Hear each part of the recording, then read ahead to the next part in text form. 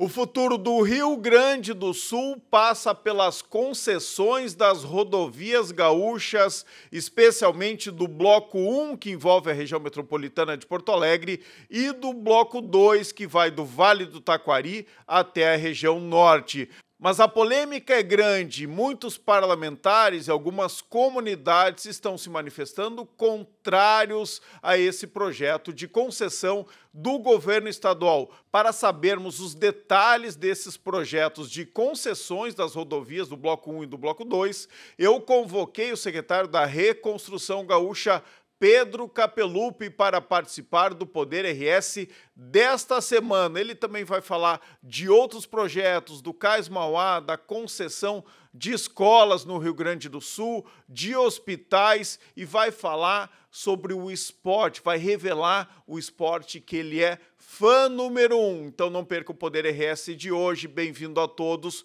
Pode rodar a vinheta.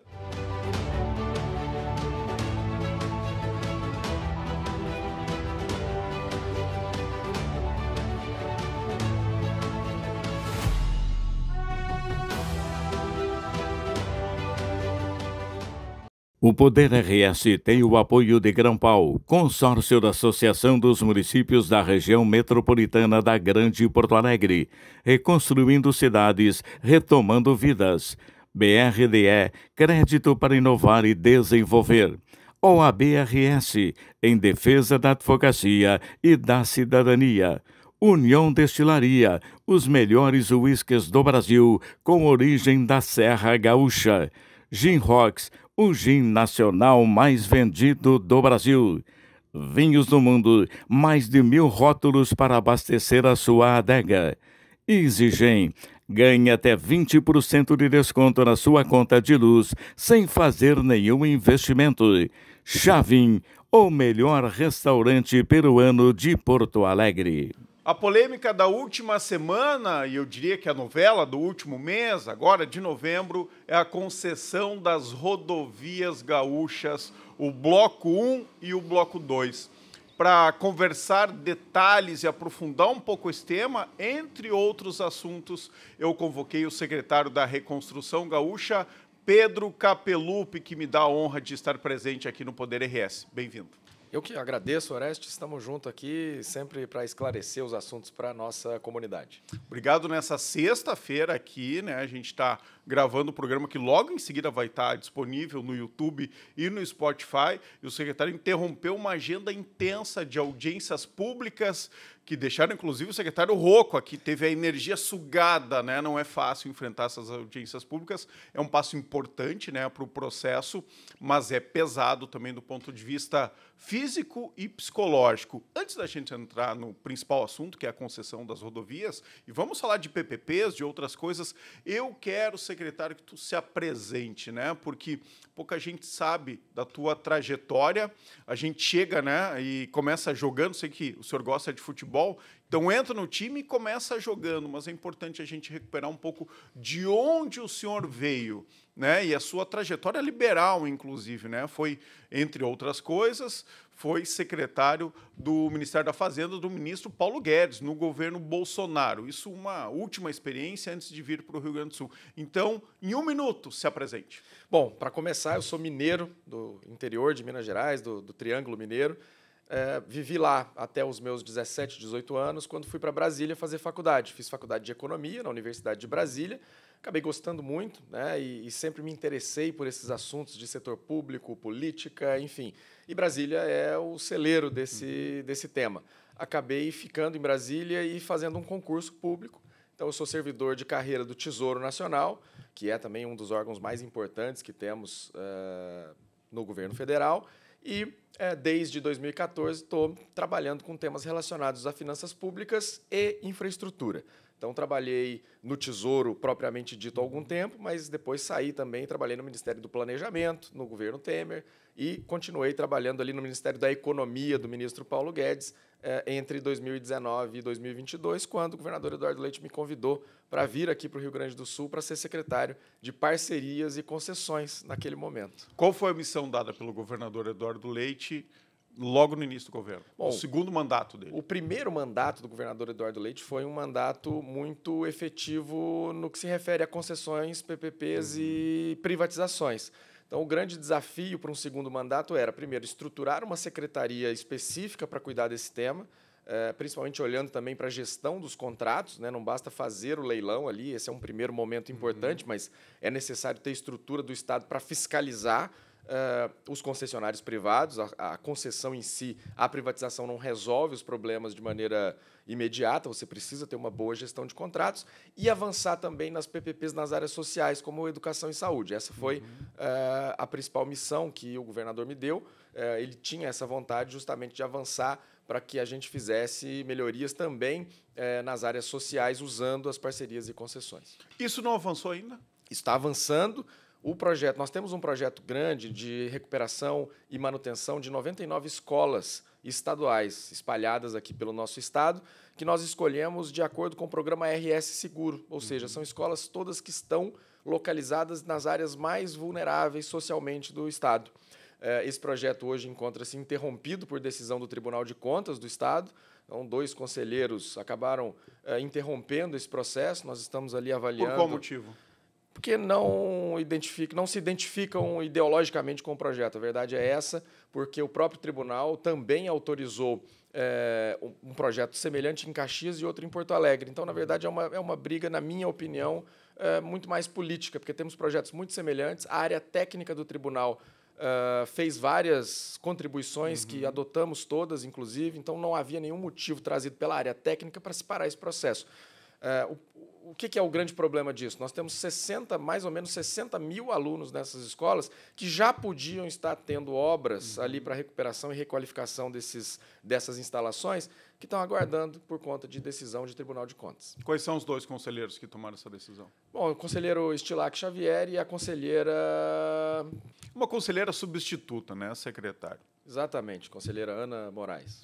Que é conhecida, né, por travar processos de concessões e privatizações. Aliás, essa é uma iniciativa pioneira do governo do Estado. Uma das grandes dificuldades de todo o poder público, seja municipal, federal, estadual, essa manutenção, né, de escolas, de hospitais, de UPAs, é sempre o mais complexo, né? Fazer a concessão, às vezes, é o mais simples. Agora, como é que cuida depois? Que em Porto Alegre a gente viveu esse movimento, que é, bom, concede os parques, a orla, mas depois quem é que cuida? Porque conceder é fácil, né? Faz as obras quando termina e depois a manutenção. Então, essa iniciativa do governo do Estado, ela pode, inclusive, servir de modelo para municípios e para outros estados. Infelizmente, está travado. Infelizmente, está travado e é um projeto que vai trazer muito investimento. A condição das nossas escolas hoje estaduais é muito precária, de muitas delas. Então, a gente, né, pede aí para que esse processo possa avançar, porque, no fim das contas, nós temos que olhar aqui para os nossos mais de 60 mil alunos que estão nessas 99 escolas. E avançar do ponto de vista técnico, né? Claro, melhora o projeto, recua alguma coisa, se tem alguma mas sugestão... avaliação técnica e não ideológica. Exato. Ideologia, política, o lugar dela é na Assembleia Legislativa, não nesses órgãos que têm que ser técnicos. E o TCE, né, apesar de ter conselheiros lá que passaram pela política, né, é o caso do ex-deputado Estilac Xavier, deputado por muitos anos do PT, ali é um órgão técnico, né? Não pode ser baseado na política. Mas quando a gente vê exemplos lá em cima, no STF, e aí acaba liberando geral para todo mundo ter essas atitudes. Exato, a gente não pode confundir instituições com pessoas, né? As instituições têm que cumprir o seu papel, independente de quem esteja lá. Quando a gente vê elementos ou indivíduos se sobressaindo às instituições, perde muito a democracia. Com né? certeza. Dê um resumo sobre como funcionaria na prática esse processo de concessão de escolas, porque é algo realmente muito novo.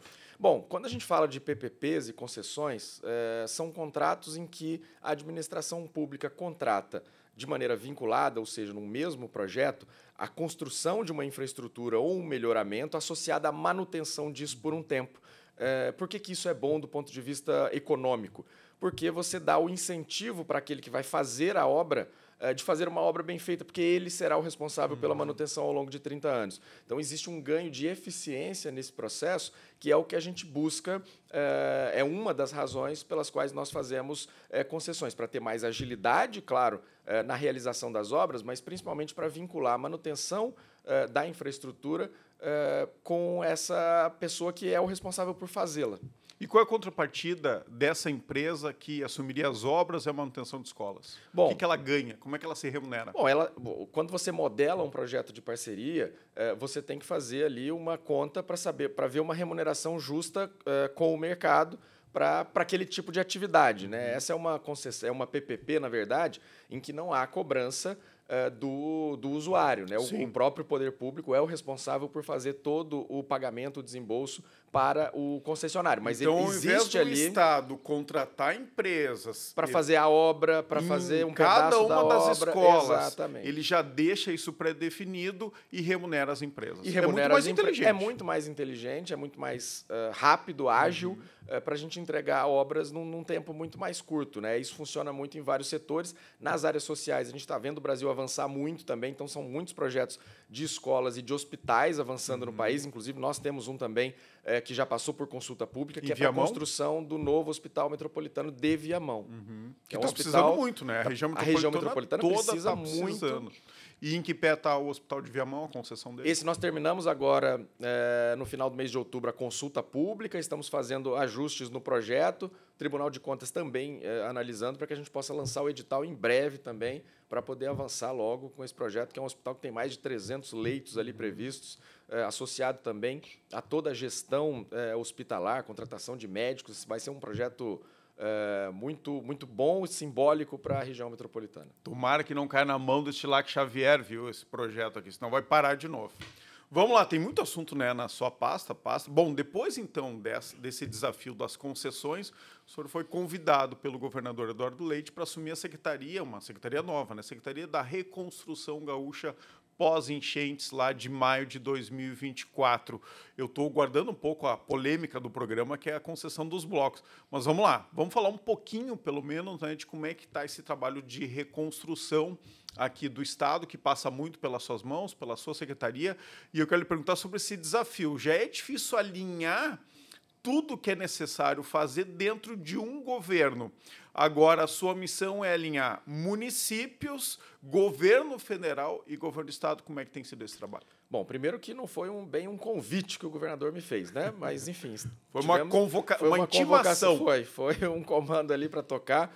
E o que eu fico muito feliz e honrado também, porque é um reconhecimento pelo trabalho como um todo. Então, e é algo histórico, vai deixar na dúvida. Sua história, na sua trajetória pessoal, de um mineiro lá, do Triângulo Mineiro, vai ficar para sempre na história do Rio Grande do Sul. Não, e o nosso principal desafio naquele início ali era organizar a ação do Estado. Não se faz reconstrução ou nenhum programa de longo prazo em governo se você não tiver organização, disciplina e método. Então, por isso, nós montamos o Plano Rio Grande, justamente para tentar fazer com que isso também perdurasse ao longo de mais governos, né? Buscamos achar um nome que representasse todos os gaúchos e todas as gaúchas. Ou seja, um programa de reconstrução um programa do de Estado, né? Exato. Não de um governo. Exatamente. E aí organizamos, né? Olhamos para as melhores práticas nacionais e internacionais para montar uma estrutura administrativa capaz de lidar com projetos de complexidades diferentes, de prazos de execução diferentes. Então, eu costumo dizer muito, Orestes, o seguinte: se você for perguntar para 100 pessoas diferentes aqui o que é reconstrução para elas, cada uma vai te dar uma resposta diferente, porque cada uma sofreu impactos diferentes. E nós temos a obrigação de fazer uma reconstrução para todos. Então, organização e esse trabalho de identificar quais são as ações para fazer essa reconstrução foi um desafio no início, que nós fizemos, montamos o plano, ele tem uma governança muito bem definida, e a partir disso fomos executando os projetos. Veja que o papel da Secretaria da Reconstrução é de organização desse processo. Quem faz as rodovias continua sendo a Secretaria de Logística junto com o DAER. Quem faz os hospitais, quem trata de escolas, são as secretarias finalísticas. Então, o objetivo é um trabalho de gestão para que a gente pudesse coordenar os esforços do Estado inteiro com o objetivo de buscar essa reconstrução resiliente e tornar o Estado mais adaptado para lidar com essas situações. Em que fase estamos, né? De 0 a 100 nessa reconstrução do Estado? Claro que aí tem várias camadas. Eu acho que a gente pode separar em duas, pelo menos a reconstrução de infraestrutura, né? Que aí é das casas e também, claro, das pontes, do sistema de proteção contra as enchentes. E o segundo é a reconstrução econômica do Rio Grande do Sul mesmo, né? Que sofreu muito. A gente ainda vive uma crise econômica, muitas pessoas foram afetadas dessa forma, não diretamente, mas algo que impacta a vida de todo mundo. Então, de 0 a 100, como é que está a reconstrução da infraestrutura do Estado? Bom, vamos lá. Essa é uma pergunta difícil porque são projetos com maturidades diferentes. Então, quando a gente olha, por exemplo, para os projetos do eixo de preparação, que envolve o reaparelhamento da Defesa Civil e das Forças de Segurança, a aquisição de equipamentos também para lidar com as situações climáticas, isso a gente já avançou muito, estamos ali com 80%, 90% de execução, né? Já compramos já helicópteros, enfim, e uma série de outros equipamentos para que as forças de segurança tenham capacidade de fazer essa pronta resposta num caso de evento climático extremo. E, claro, temos as ações de infraestrutura. Quando a gente envolve aqui, a gente fala muito das rodovias, não é que nós estamos falando de recuperar uma rodovia, isso nós já fizemos lá atrás para liberar o tráfego. Então, o DAER atuou muito prontamente para recuperar grande parte das rodovias naquele momento imediato. Sim, isso já está feito. Isso já está feito. Agora, nós temos rodovias que foram afetadas de uma maneira muito diferente. Então, quando a gente pega a 348, ali na região central do estado, na Quarta Colônia, não é que a rodovia foi afetada, a rodovia foi destruída. Então, o seu objetivo é fazer uma nova rodovia. Então, isso exige um tempo de preparação, de elaboração de projeto para que as coisas avancem. Então, até para ser definitiva depois. Exatamente. Né? Como algumas pontes que foram refeitas, mas aí com uma outra estrutura, numa outra altura, algo muito melhor. E não é simples você chegar e colocar uma máquina lá para fazer uma obra. Tem que estudar. Os padrões hidrológicos mudaram. Então, você tem que projetar de maneira diferente. Então, esse processo que envolve esse tipo de ação, ele ainda está ali passando da fase da conclusão dos projetos executivos para início de obra. Então, julgo que nós estamos ali nos 30%, 40% nesse processo. Mas na hora que a gente termina essa fase, aí as obras vão começar... Que faz parte também, que faz, é fundamental. Ninguém faz uma casa sem fazer um projeto da casa. Faz 1 ano e meio que a gente teve as enchentes aqui. E o governador, desde o princípio, disse, olha, esse processo de reconstrução vai demorar uma década, né, para a gente concluir. E aí temos os sistemas de proteção contra cheias também, que são projetos que também vou dividir em 2 grupos aqui. Uma coisa é a recuperação dos sistemas existentes, né? As pessoas muitas vezes não sabem, mas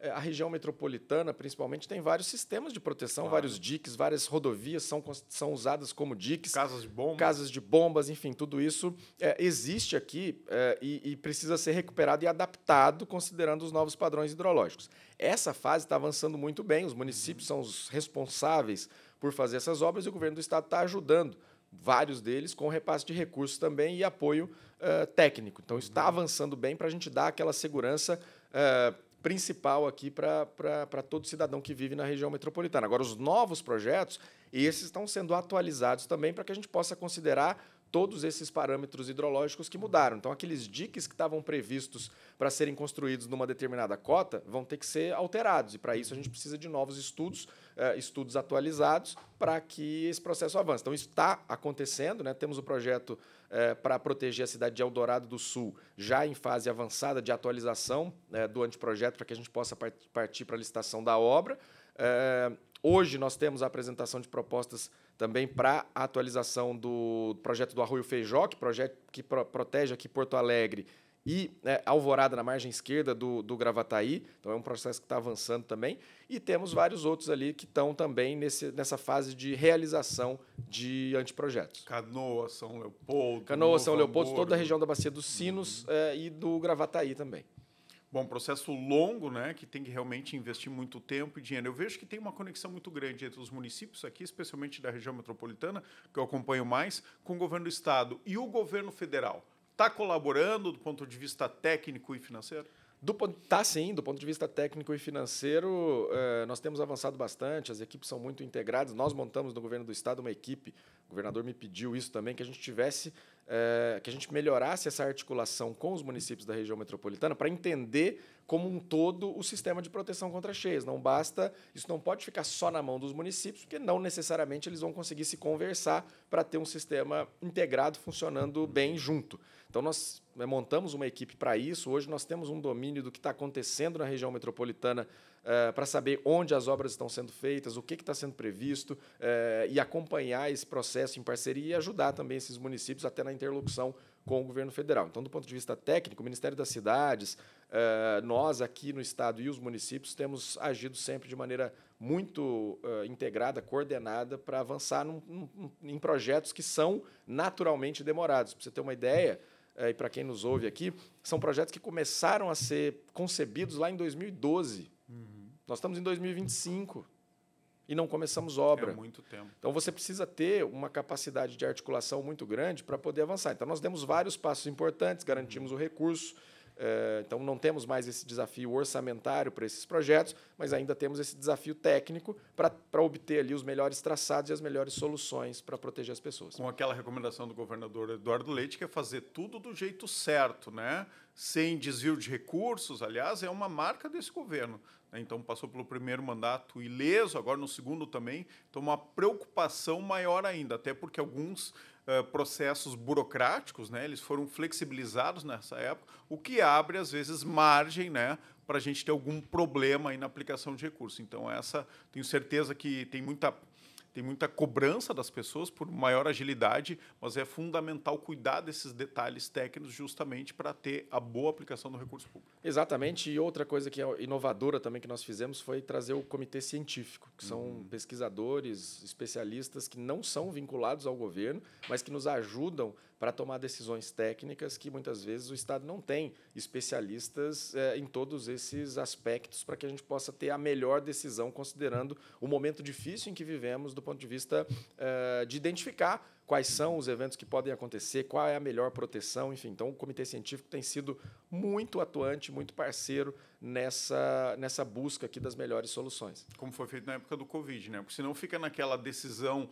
política / intuitiva e por pressão, né? Por esse jogo de pressão político, e aí se toma decisões equivocadas. Existe uma pressão também, né? Nós sempre defendemos aqui a atuação do setor privado, né? O setor privado que gera renda. Enfim, agora, também nós temos que reconhecer que existe uma pressão muito grande de alguns setores para que se faça mais obras.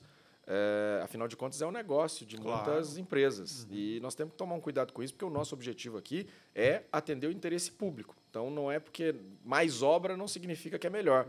A gente passou muito por isso naquela discussão sobre dragagem do Guaíba. Nós temos que ter estudos para fazer dragagem e não necessariamente essa é a solução para tudo. Um monte de especialistas, né, dizendo tem que tirar areia, tá cheio de areia ali, e aí foi-se fazer um estudo, viu que não era bem isso. Exato, e uma coisa que ninguém diz é que dragagem é algo muito caro também para se fazer. Então, quem vai fazer a dragagem também tem uma oportunidade econômica muito grande e faz parte dessa pressão também para que se faça aquilo. Mas nós estamos aqui firmes, seguindo a orientação e buscando aquilo que tem que ser feito para preservar, claro, o recurso público e entregar mais para a sociedade. Então, fazer coisa que não precisa não pode estar no nosso caminho. Vamos começar as polêmicas, tá, secretário? Vamos lá agora. Primeira polêmica, o Guaíba é rio ou é lago? Excelente pergunta, mas aprendi, olha só, tem uma resposta ótima. Aprendi que ele tem características de rio e características de lago. Então, no meio ele é um rio, porque tem um fluxo que vem, né, de todos os rios que o alimentam ali, passam até a Lagoa dos Patos, numa velocidade muito mais rápida, mas na borda ele tem características de lago. Então, aprendi com o nosso grande professor Joel Goldenfon. Então, olha só, o subsecretário da Casa Civil, o Paim, ele diz o seguinte, que o Guaíba é um lago que se comporta como rio, se identifica como rio. Se identifica como rio, pois essa é uma frase boa. Na verdade, também, ele é tudo. Ele é lago e ele é rio. Boa. Olha só, a gente vai falar agora do Bloco 1 e Bloco 2 das concessões das rodovias, mas antes eu quero chamar os apoiadores aqui do Poder RS. Pode rodar.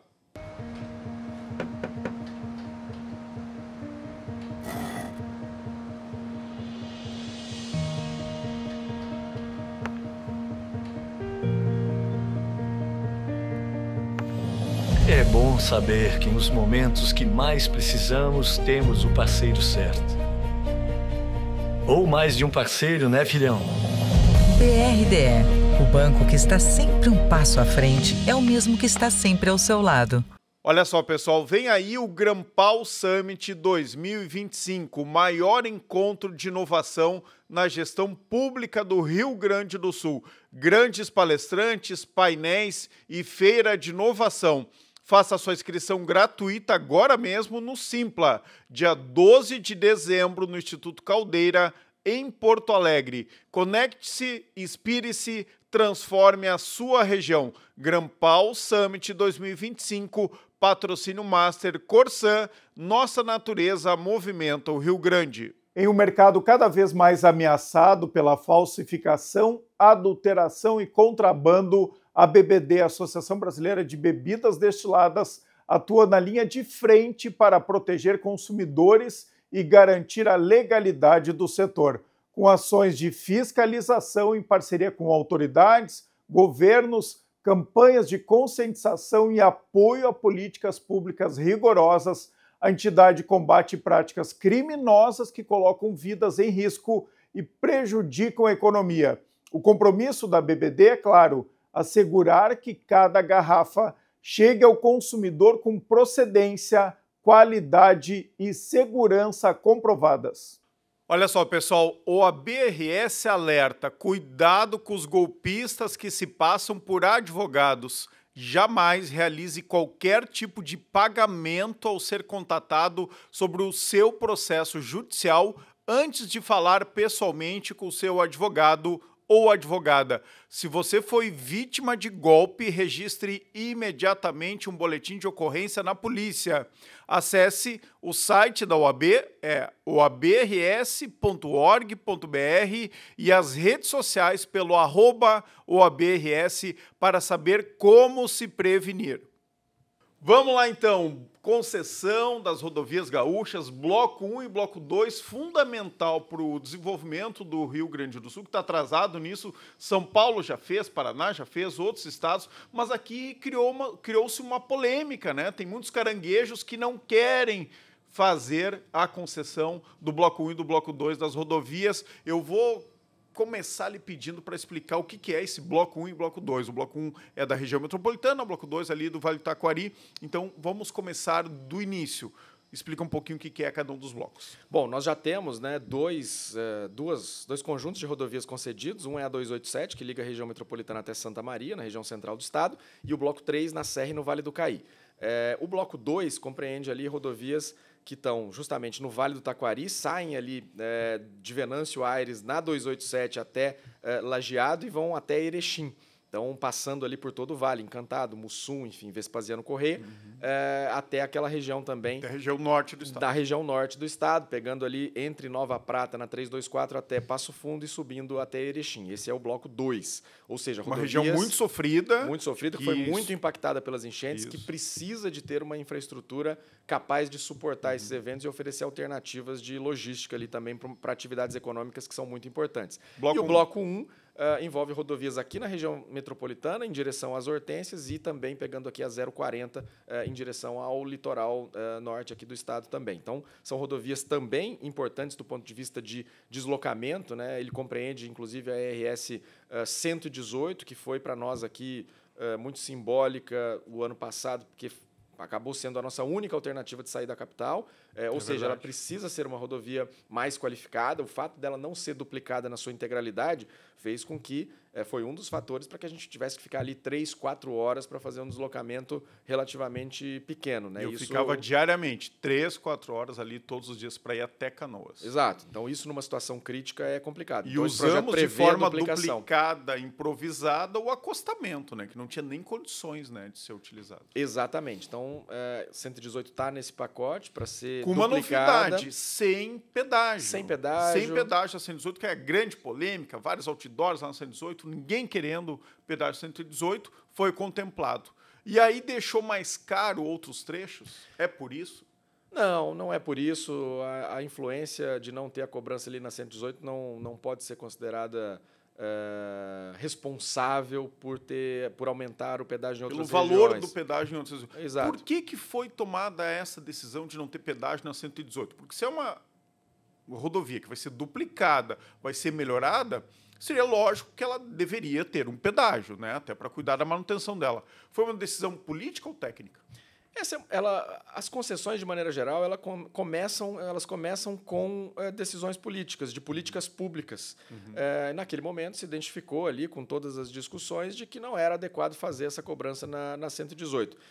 Uma coisa básica para se fazer concessões também é a gente ter esse apoio de quem está em volta, de certa maneira. Não é que todos vão concordar, mas a gente tem que ter um modelo que consiga absorver as principais preocupações da sociedade. Naquele momento ficou claro que a cobrança na 118 não era algo que daria para ser feito nesse bloco. Não tem decisão certa ou errada nesse processo. Mas o que eu digo ela não é responsável pelo pedágio ser mais caro nos outros lugares. O que determina o preço do quilômetro rodado numa concessão? Mais ou menos 2 fatores. Primeiro, o volume de obras que é necessário fazer, dado o padrão da rodovia que você escolhe ter, e o volume de veículos que transita nesse bloco como um todo. Por que a nossa tarifa é mais alta do que alguns projetos? Muita gente pergunta isso, né? Por que lá no Paraná, nas concessões que têm sido feitas recentemente, o pedágio é mais barato? Por 2 razões, principalmente por uma razão. Santa Catarina também, que muita gente usa. Ninguém se dá conta, Santa Catarina tem uma série de pedágios, um depois do outro, os valores são pequenos, mas tem a distância entre eles é muito pequena. Exato. E no caso de Santa Catarina, houve a realização de investimentos pelo governo federal antes. Então, a condição da rodovia, ou seja, os investimentos necessários para qualificar aqueles trechos, era menor do que o que nós temos que fazer nas estradas do Rio Grande do Sul. Então, se as pessoas acham que é caro fazer hoje, imagine daqui a 2, 3, 4 anos. Então, a cada dia vai ser mais caro ter uma rodovia num padrão que a gente precisa para fomentar a economia da nossa região. Então, lá no Paraná, a gente tem... não ter essas rodovias. Caro é não ter. Isso que custa muito caro para o Estado. Isso as pessoas, eu falo isso muito também, Orestes, e às vezes as pessoas não percebem porque não sai do bolso naquele momento, mas o custo de manutenção, o custo logístico, né? A gente tem estudos da Confederação Nacional dos Transportes que mostram que a qualidade das rodovias impacta muito no custo operacional. Então, quando você tem rodovias em qualidade ruim ou péssima, você pode aumentar em 50%, 60% o custo de manutenção dos seus veículos, enfim, o custo logístico de maneira geral. Só que isso não sai do seu bolso na hora que você passa na rodovia.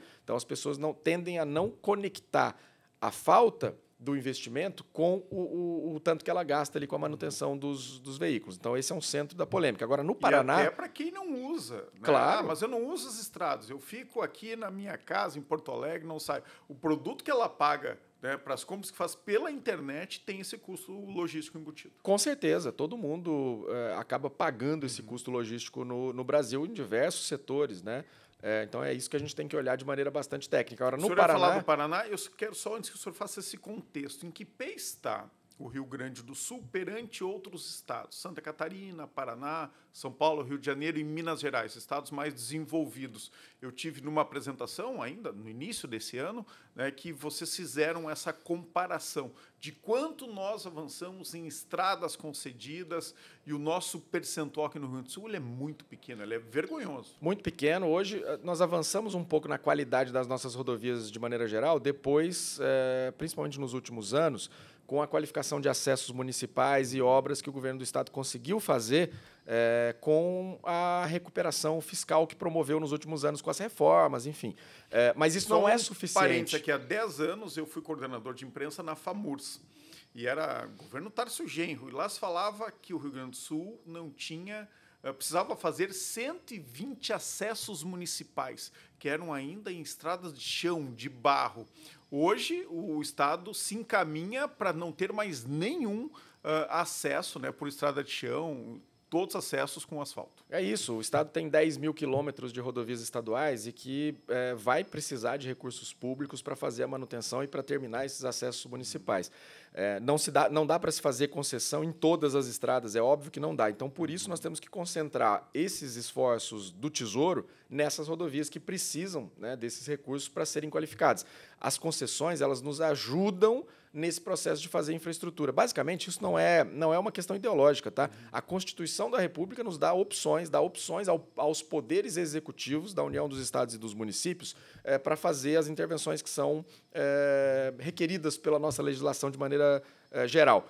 Você pode fazer com investimento direto por meio de empresas públicas ou a própria administração direta, são aquelas obras que você contrata por licitação, ou você pode fazer parcerias com a iniciativa privada. Então, isso está previsto na nossa Constituição e é uma escolha do gestor. E é do feito gestor. por vários governos, inclusive de esquerda. Não há mais essa discussão. Nós temos governos, por exemplo, do PT em vários estados que avançam muito O significativamente. presidente Lula, no seu primeiro e segundo mandato, fez concessões O também. Piauí também, do governador Wellington Dias e agora do governador Rafael Fonteles, avança muito em PPPs. A própria Bahia, do ministro hoje, Rui Costa. Então, são vários os estados que fazem gestão, isso. É uma escolha de secretário, é gestão. Cito aqui, foi bom você falar nisso, Orestes. A União anunciou nessa semana o seu cronograma de leilões de concessões de rodovias e ferrovias para o ano que vem. Nós estamos falando aqui de muitas e muitas concessões que serão feitas com as características muito parecidas com as que temos hoje, que estamos modelando hoje para os blocos 1 e 2. Tem 2 concessões do governo federal que estão previstas daqui no próprio estado, que vão ter 27 pontos de cobrança. Ou seja, é o mesmo tipo de modelagem, o objetivo é o mesmo. Então, a gente não pode ficar nesse debate, trazer para um debate político algo que já foi superado tecnicamente. O governo federal anunciou, durante a COP, Orestes, a concessão de florestas na Amazônia. Imagina. E isso é ótimo para poder viabilizar a manutenção, o manejo florestal, enfim, isso é muito positivo. Inclusive para proteger as florestas. Se fosse aqui no Rio Grande do Sul, e se fosse nós que estivéssemos fazendo, iam dizer que nós estaríamos privatizando as florestas. Isso. Veja você. O governo Lula está fazendo concessões de florestas. Antes da gente entrar até um pouco nesse debate político, que ele é interessante, eu quero só que o senhor complete esse contexto do Rio Grande do Sul perante os outros estados no percentual de rodovias concedidas. Bom, hoje nós temos concedido aqui no Rio Grande do Sul apenas 470 quilômetros, né, nessas 2 concessões existentes. Menos de 5%. Muito menos de 5% da nossa malha. Como é que é em outros estados? São Paulo, por exemplo, tem metade da sua malha estadual concedida. O Paraná tem avançado muito também. E aí, só voltando aqui em relação ao Paraná, no valor da tarifa de pedágio. Lá, o volume de tráfego nas rodovias é maior. Então, ele é cerca de 50% maior do que o que nós temos aqui nas nossas rodovias estaduais, naqueles blocos que foram licitados agora durante esse ano e o ano passado. Então, isso é o que faz com que a tarifa lá seja um pouco mais baixa do que a nossa. Mas, de novo, repito aqui, mais caro é não ter a estrada em qualidade e a cada dia que passa vai ficar mais caro ainda chegar no padrão de qualidade que nós precisamos. E a gente vai perdendo empresas, vai perdendo empregos, o custo ele é enorme. Vamos entrar para essa discussão política agora. Os opositores às concessões, incrivelmente, né, juntaram 2 forças políticas opostas historicamente. Se esperava, né, que o PT e o PSOL, por uma questão ideológica, né, também sem entrar em juízo de valor, mas esses partidos apostam e defendem claramente a intervenção do Estado, que o Estado deve fazer essas obras e que deve ter menos parcerias com a iniciativa privada, apesar lá do governo Lula estar fazendo concessões e vários outros estados. Mas tem uma questão ideológica muito arraigada aqui no Rio Grande do Sul. Agora, não se esperava que parlamentares do Partido Novo, né, que é liberal, conservador, aposta e defende a parceria com a iniciativa privada, fosse tão contrário às concessões das rodovias. Isso lhe surpreendeu e é estranho, no mínimo, ver PSOL, PT aliados ao Novo para serem contrários às concessões das nossas rodovias, secretário? Não me surpreende, Orestes, não me surpreende, porque já passei por um processo muito semelhante em relação à privatização da Eletrobras, quando eu estava lá com o ministro Paulo Guedes. Lá também vi Novo, PT e PSOL votando juntos contra o projeto de lei de conversão da medida provisória que autorizava a privatização da Eletrobras. E aí a desculpa é sempre assim, eu sou a favor, mas é que esse projeto não está bom, porque ele tem alguma coisa que eu não quero. Sempre tem uma vírgula. Sempre tem uma vírgula. Por que não melhora a vírgula, então? Pois é. Então, esse é o ponto. Mas aí a gente vai cair num debate aqui que é como é que a polarização nos atrapalha hoje em dia. Acaba se discutindo muito tudo em torno de chegar ao poder, mas não se discute de maneira mais técnica as ações que precisam ser feitas, né? Então, é todo mundo querendo ser o gestor.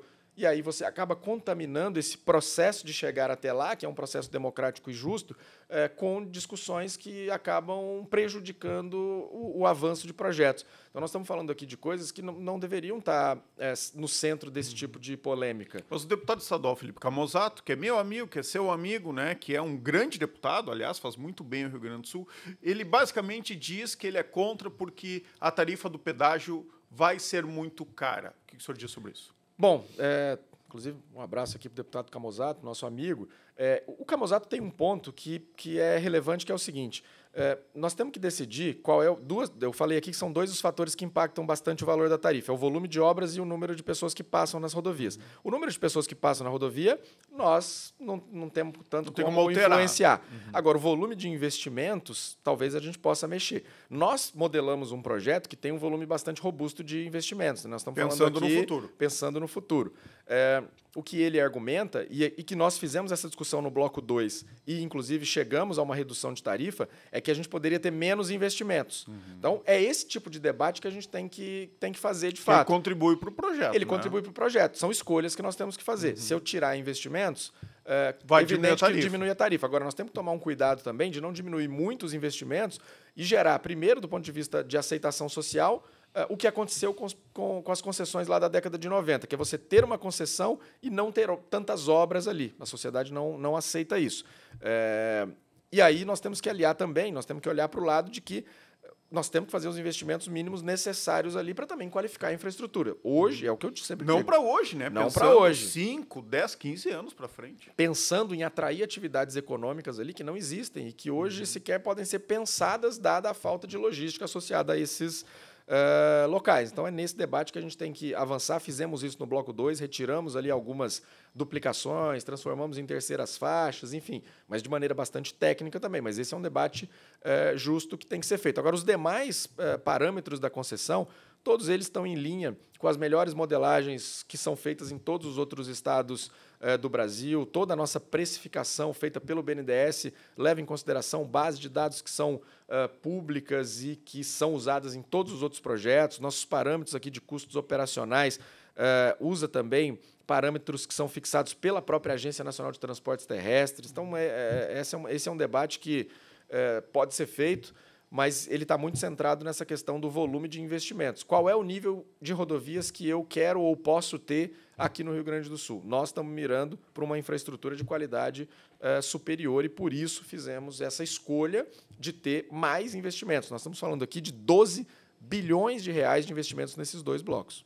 Quantos anos o Rio Grande do Sul está atrasado? Não fez isso está travando o seu desenvolvimento. Eu comparo muito com São Paulo, né? São Paulo fez isso, se eu não me engano, há 20 anos. São Paulo fez na década de 90 ainda. E olha a diferença. Então, há 40 anos. Então, assim, esse desenvolvimento que a gente vê lá no estado de São Paulo tem muito a ver com isso também. E a gente fica nesse debate aqui ideológico que não anda para frente.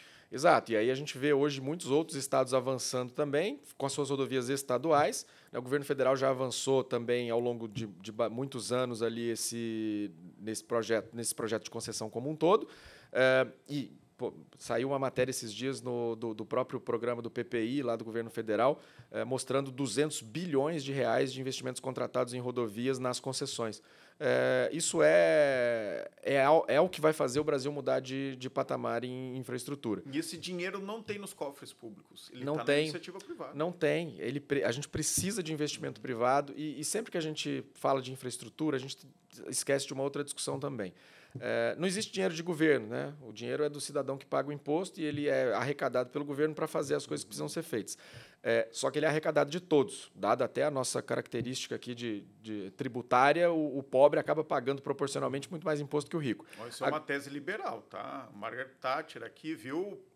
Representantes do Partido Novo, o secretário está falando aqui uma tese liberal. Agora, quando você pega esses recursos arrecadados de todos e coloca nas rodovias, você está fazendo, na verdade, pessoas que nem carro têm e nem têm condição de andar nessas rodovias paguem por uma infraestrutura. A cobrança do usuário é uma tendência também praticada, né, em todos os países liberais do mundo para ser justo com quem usa a infraestrutura pagar por ela também, muito mais do que aquele que não usa. Então, a cobrança do pedágio ele tem muito a ver com isso também. Então, não é só uma questão de ter ou não ter dinheiro, é de você ser justo fazendo com quem usa mais pagar mais, e também uma questão de eficiência da realização dos investimentos. A gente tem também vários estudos que mostram que o investimento feito diretamente pelo Estado, ele tem uma ineficiência, ele carrega consigo todas as dificuldades que o Estado, de maneira geral, tem para lidar com a administração. Estima-se em estudos do FMI, do Banco Mundial, do BID, que 40% do recurso público aplicado diretamente é desperdício. Então, a concessão ela vem também para alinhar esse incentivo, como eu falei antes, da realização da obra com a manutenção. Então, isso gera eficiência nesse processo. Então, é um conjunto de razões que nos leva a ter a necessidade de avançar com parcerias com a iniciativa privada para realizar investimentos em infraestrutura de maneira geral.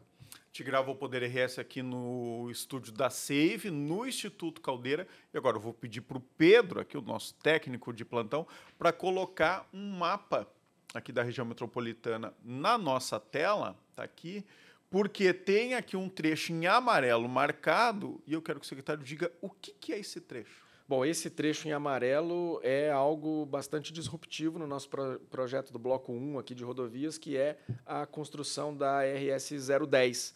Que é uma nova rodovia, uma rodovia que já foi pensada há muito tempo, é uma alternativa de ligação aqui entre os municípios da região metropolitana, uma alternativa à BR-116, que hoje tem aproximadamente ali 120 mil veículos passando todos os dias. Está saturado, eu passo completamente todo dia saturada. Ali. E a 010 ela vem Foram feitas umas obras na 116 que já melhoraram o fluxo, sim, mas insuficiente para o presente, imagina para o futuro. Exatamente. Então aqui, essa é uma alternativa a 116. Essa é uma alternativa a 116. Coloca ali São Leopoldo e Novo Hamburgo, transforma essas duas grandes cidades da região metropolitana num novo centro e polo logístico aqui da região metropolitana. E isso associado também com a 239, onde ela vai terminar ali, vai fazer com que toda essa região, de fato, seja um potencial centro logístico. Isso vai fazer com que a região possa se desenvolver mais, atrair mais empresas ali. E aqui vai tanto para o litoral, vai para a Serra, vem aqui para o aeroporto de Porto Alegre. E aí tem muita gente com pensamento pequeno nessas regiões ali. Tá, mas o meu pedágio, quando eu sair de Novo Hamburgo e for para São Leopoldo, vou ter que pagar um pedágio. Enfim, todas essas melhorias também podem ser feitas nos projetos. Pode ter, né, algumas isenções locais. Então, basta que se proponha isso, que se melhore o projeto, aí para isso, inclusive, estão tendo audiências públicas aqui nessa região. Inclusive, nesse caso de isenções, a gente não pode dar isenções, mas o município de São Sebastião do Caí nos deu um exemplo que pode ser seguido. A própria prefeitura faz um subsídio para pessoas que estão em bairros ali próximos, para que elas não paguem o pedágio. Isso elas vão atravessar a própria cidade, vão passar por um pedágio. O município pode, né? Porque são pessoas, muitas vezes são grupos localizados ali que estão próximos aos pontos de cobrança, que você tem que buscar essas alternativas. Então, ali em São Sebastião do Caí, houve essa solução, porque, no fim das contas, a prefeitura também vai passar a receber ISS aqui com a implantação desses pontos de cobrança. Então, você pode pegar parte desses recursos e vincular a esse tipo de programa. Vai melhorar o desenvolvimento, a atração das empresas e a arrecadação desses municípios. Exatamente. Quanto tempo demoraria para fazer a nova RS 010? Bom, é uma rodovia nova, numa área desafiadora do ponto de vista de engenharia. Nós estamos colocando aqui a previsão dela ficar concluída nos anos 7, 8 e 9 da concessão. São 40 quilômetros, né, de uma rodovia nova, que vai ter que passar por licenciamento ambiental, enfim, tem toda uma fase prévia de estudos e projetos, mas justamente antes de 10 anos... Pensando no futuro. Exatamente. Né? Essa é uma rodovia que o Rio Grande do Sul precisa, que a região metropolitana precisam para o seu futuro. Exatamente. A gente precisa abrir possibilidades logísticas para muito além do que a gente tem hoje. Vamos lá, deixa eu chamar aqui um segundo bloco de apoiadores do Poder RS e a gente vai para a parte final do Poder RS desta semana, super especial, com o super secretário poderoso da Reconstrução Gaúcha, Pedro Capelupi. Pode rodar.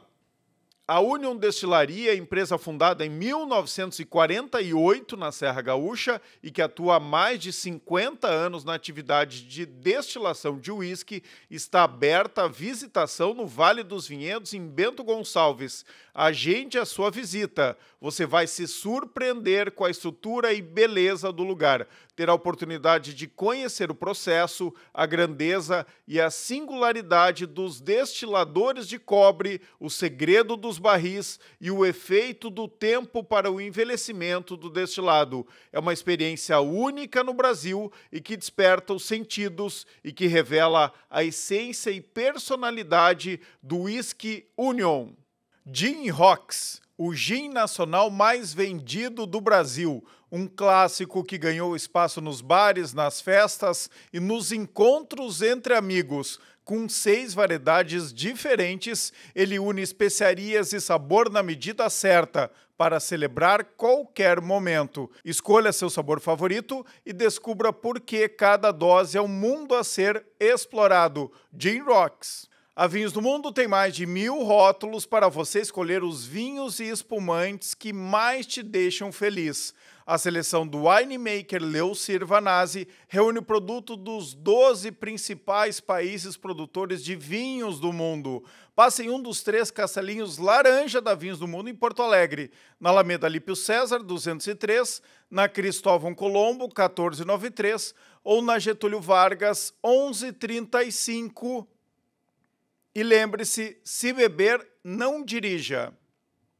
Pessoal, cuidado com o vinho bom demais para ser verdade. Aprenda a reconhecer vinhos com origem garantida e fuja das falsificações e dos contrabandos. Acesse o Instagram, @vinhos.do.mundo e descubra vinhos com história de verdade. Chavin, restaurante de comida peruana que traz novos sabores para Porto Alegre. Fica ali na rua Anita Garibaldi, 1680, no bairro Boa Vista, em Porto Alegre. Chavin, que é o melhor restaurante peruano da capital. Voltando com o Poder RS, hoje recebendo o secretário da Reconstrução Gaúcha, Pedro Capelupi. Eu prometi que seria meia hora, mas tem tanto assunto. O secretário estava me devendo há meses essa entrevista aqui no Poder RS, então estou aproveitando o máximo que eu posso. Já vou convidar ele para voltar ao Poder RS, mas claro, daí o ano que vem, um ano mais tranquilo.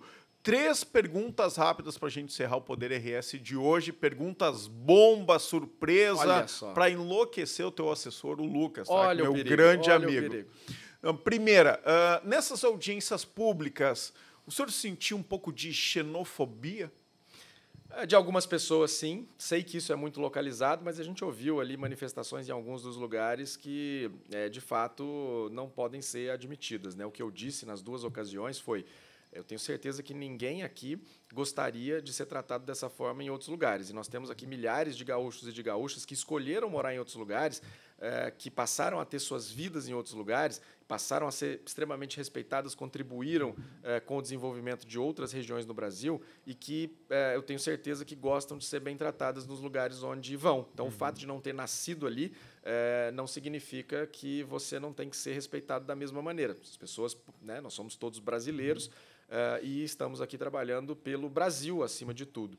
Senti um pouco, mas tenho absoluta convicção que recebi muitas e muitas mensagens aqui de apoio e sempre conheci muitos gaúchos, muitas gaúchas, sempre tive muitos amigos aqui. Tenho certeza que esse não é o pensamento do nosso povo e estou muito tranquilo com isso. É muito pontual. Para quem não acompanhou, o que aconteceu em algumas audiências aqui, especialmente ali em Novo Hamburgo e em Taquara, que foi mais pesado, algumas pessoas disseram para o secretário Pedro Capelupi, que é mineiro, falou aqui, voltar para o estado dele, ou para Brasília, ou para São Paulo, ou para outro lugar ainda, né? Piores do que esses. Então, assim, sem argumento técnico, sem nada, é só uma questão aí de origem mesmo. Bom, mas está respondido. Falando um pouco nisso, outra pergunta polêmica. Quem fez mais concessões e parcerias com a iniciativa privada? O seu governador lá do seu estado, Minas Gerais, o Romeu Zema, que defende muito isso na teoria, ou o governador Eduardo Leite? O governador Eduardo Leite avançou muito mais do que todos os outros governadores no Brasil, né? No primeiro mandato, principalmente com a privatização das companhias de energia elétrica, com a privatização da Corsan, com as concessões de 2 blocos de rodovias e com essa cabeça de olhar a estruturação de projetos para o longo prazo. acabou conseguindo construir, né, esse arcabouço aqui também, junto com a Assembleia Legislativa, para poder avançar nesses processos. O governador Zema fez um grande trabalho também em Minas Gerais, né, tentando recuperar o Estado de uma situação fiscal também bastante crítica, né? Temos lá uma dívida com a União também bastante expressiva, mas ele enfrentou uma resistência muito grande da Assembleia Legislativa para avançar em alguns processos que estão avançando hoje, como a privatização da própria Copasa, a companhia de saneamento do Estado. Mas também fez concessões de rodovias, enfim, avançou muito também com essa agenda lá em Minas. Mas, em termos de volume e expressão das privatizações, o governador Eduardo não tem nenhum parâmetro de comparação. Não se fala mais na concessão do Cais Mauá. E aí? Cais, nós suspendemos o prazo para assinatura do contrato, né? Já tínhamos realizado a concessão, enquanto perdurasse aqui os efeitos da calamidade, para que se pudesse fazer uma avaliação, né, dos impactos que isso pode provocar no próprio contrato, que foi licitado, e temos a situação do embarcadeiro também, que nós focamos ali em recuperar essa infraestrutura que já estava disponível para a sociedade, que nós não poderíamos perder de maneira nenhuma, e hoje está lá funcionando da mesma maneira, hoje até foi com muito mais atingido capacidade, pelas enchentes, e já se então nós se priorizamos nesse momento a solução ali para o embarcadeiro, para que na sequência a gente possa avançar com a solução do contrato do Cais, mas garantindo que isso seja bom para o poder público e para a sociedade. Qual é a solução para o embarcadeiro? Eles podem ficar ali até quanto tempo? Nós fizemos uma prorrogação, né, discutimos uma prorrogação do prazo ali como forma de reequilíbrio, né, do contrato. Então, eles vão ter direito ali a uma ampliação de prazo, que ainda está sendo discutido ali o prazo final disso. Deve ser por quanto tempo? 3, 5 anos? Exatamente, entre 3 a 5 anos, mas isso ainda não está definido. Estamos olhando parâmetros técnicos e até para saber quanto eles gastaram. E o resto do Cais, secretário, que pois é tão fundamental também para Porto Alegre e para a região metropolitana. Exato. Então, finalizando essa discussão com o embarcadeiro, nós vamos tentar ali resgatar a continuidade do processo da assinatura do contrato que foi já licitado. E aí mantendo quem ganhou aquela concessão. Mantendo quem ganhou aquela concessão. E eles têm interesse? Tem interesse, continuam ali com a garantia de proposta mantida. Então, dá para fazer isso no primeiro semestre do ano que vem? Nosso objetivo é fazer sim, para deixar essas soluções todas já encaminhadas, para que nossa ideia era já ter obras ali acontecendo, né? Mas infelizmente as enchentes nos impediram de fazer isso, mas a gente busca esse tempo perdido trabalhando aqui para fazer com que a gente resolva isso o mais rápido possível. Para encerrar, me contaram que o senhor é um grande fã de futebol americano. Eu gosto bastante. De onde vem essa paixão?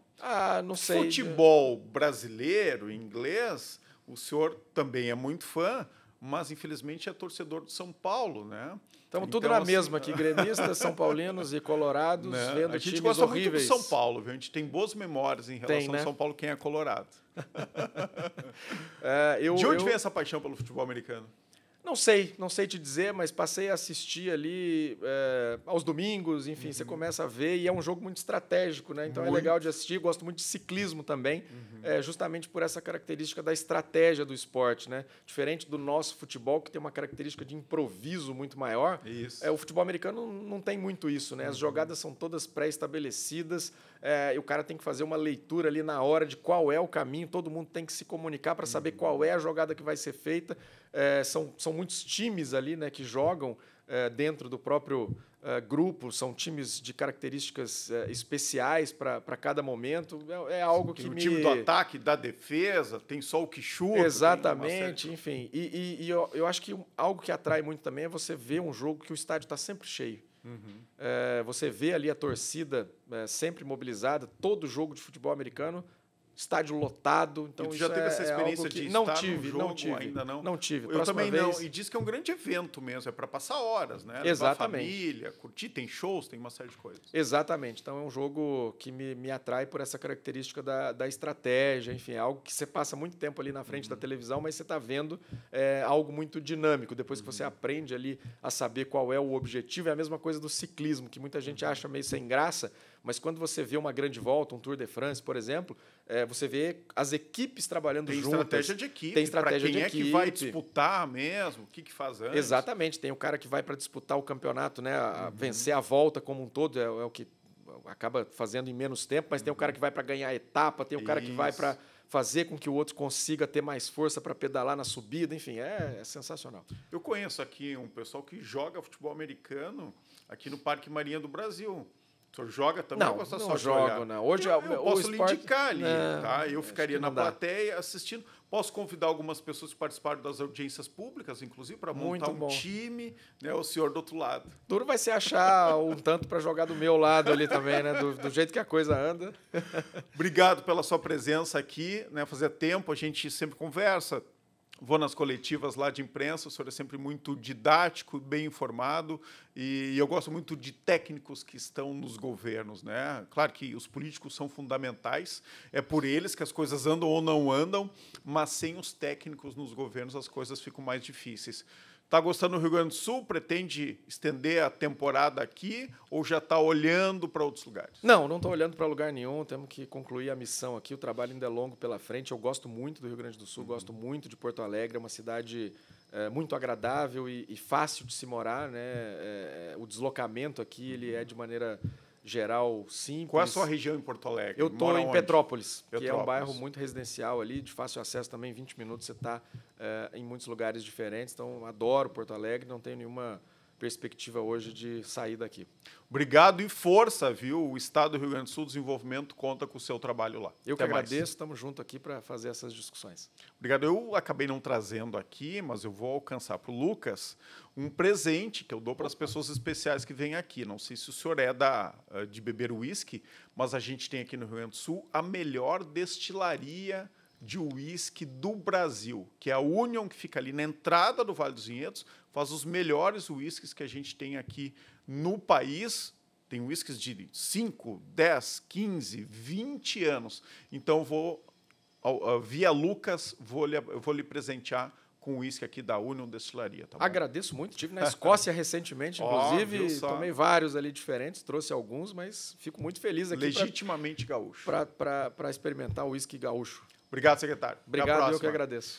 Deem lá, acionem o like, deem um like, né, se gostar do programa, compartilhem tanto no Spotify quanto no YouTube, também acionem ali a sinetinha, tá, para sempre que tiver um episódio novo vocês receberem a notificação. Obrigado pela companhia e até a semana que vem. Já vou anunciar aqui o nosso convidado. A gente vai passar um pouco agora por esse balanço, cuidando um pouco nesse final de ano do futuro do Estado. Então, na semana que vem, eu vou conversar com o chefe da Casa Civil, o secretário Arthur Lemos. Até a semana que vem. O Poder RS tem o apoio de Grampal, consórcio da Associação dos Municípios da Região Metropolitana da Grande Porto Alegre, reconstruindo cidades, retomando vidas. BRDE, crédito para inovar e desenvolver.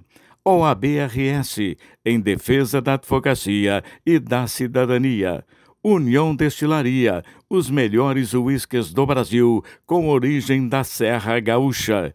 Gin Rocks, o gin nacional mais vendido do Brasil. Vinhos do Mundo, mais de 1000 rótulos para abastecer a sua adega.